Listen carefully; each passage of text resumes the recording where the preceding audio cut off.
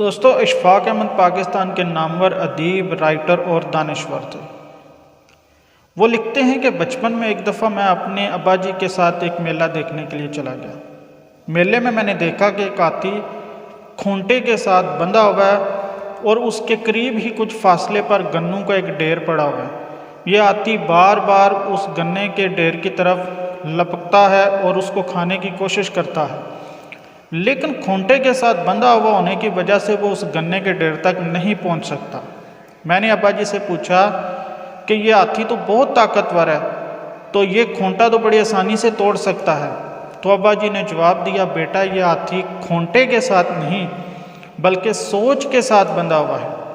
جب یہ چھوٹا تھا تو اس کو جب یہ اچھلتا تھا، کودتا تھا، دوڑتا تھا تو اسے کھونٹے کے ساتھ باندھ دیا گیا۔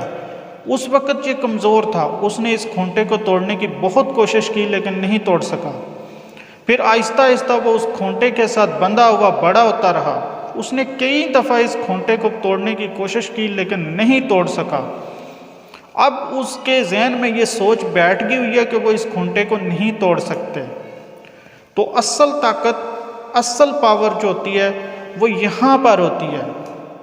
آپ کا پاور ہاؤس یہ ہے، کامیابی اور ناکامی کے فیصلے یہاں پر ہوتے ہیں، آپ کی قسمت کے فیصلے یہاں پر ہوتے ہیں، آپ کی جیت اور ہار کے فیصلے یہاں پر ہوتے ہیں، امیری اور غریبی کے فیصلے یہاں پر ہوتے ہیں۔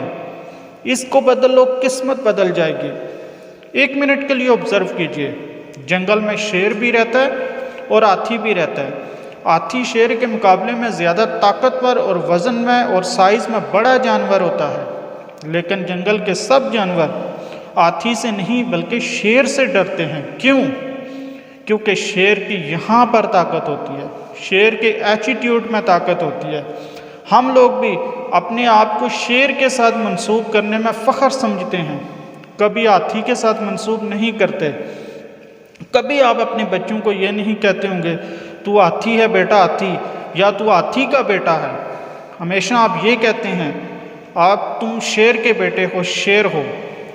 اسی طرح جب آپ دوستوں میں جاتے ہیں تو جب آپ کسی کو جا کر یہ کہیں کہ یار تو ہاتھی ہے ہاتھی، یا تو وہ غصہ کرے گا، ہو سکتا ہے وہ آپ کا گریبان پکڑ لے، لیکن جب آپ کسی کو کہتے ہیں یار تو شیر ہے، شیر، تو شیر کا بچہ ہے، تو وہ خوشی سے پھولے نہیں سمائے گا، بلکہ دل میں آہستہ آہستہ یہ بھی کہے گا، دیکھو دیکھو کون آیا، شیر آیا، شیر آیا۔ تو دوستو اگر آپ بھی شیر بننا چاہتے ہیں، آپ بھی اپنی زندگی کو بدلنا چاہتے ہیں، اپنی زندگی میں تبدیلی لے کے آنا چاہتے ہیں، تو اس چینل کو سبسکرائب کر لیجئے۔